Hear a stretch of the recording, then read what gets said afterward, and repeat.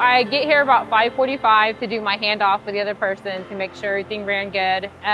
When I first get here, I just make sure the cut oil is in there. I make sure the guards are up, the shields are on properly, anything that you could stick your hand by. They'll give me my handoff, let me know, what they've done to the machine that night, find out how it went and what I need to be aware of for my day. We do minutes every 500 pieces. There's 1,000 to a bunk, but we like to kind of go in between, and I'll check them more frequently to make sure my product is good and I can fix it before it becomes a problem. We're supposed to check the OD on it and make sure it's rolling properly, its intolerance.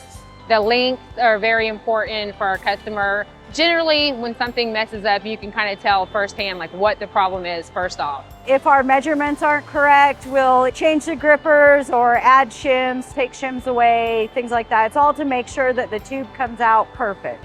We had a couple meetings for this specific customer, kind of refresh us and let us know how important we are because we're the last people who touch the tubes. So they keep up on that real well, our leaders do.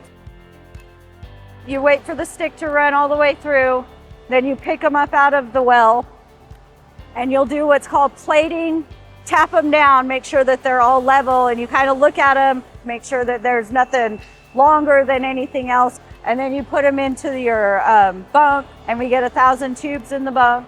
When we're finished bunking 1,000 tubes, we'll run them through the light to look for any defects, look for any dents, just anything that would not pass in a quality check, so that way we do not pack the bad product.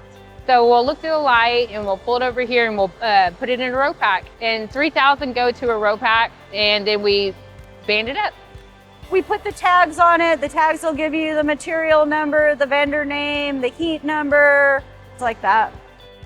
Usually my mill operator will come down and say, hey, we have a heat change. Sometimes when we have a heat change, we'll only make it to 2,000 tubes, and we have to tag that specifically with 2,000 tubes in it because we can't mix the heats together. So we have to do that separately. But before you leave, you want to make sure that, you don't want to leave a problem for the next shift. Check and make sure the blades have been changed, all of the fluids are full, that you're not getting strange lengths or any of your mid nips have been out of tolerance. So any issues you want to really try to fix before the next shift comes in, because, you don't want to start your day off with a problem, so you don't want them to do the same thing. I like to know what I'm making and what it's for because that keeps it in my mind more important.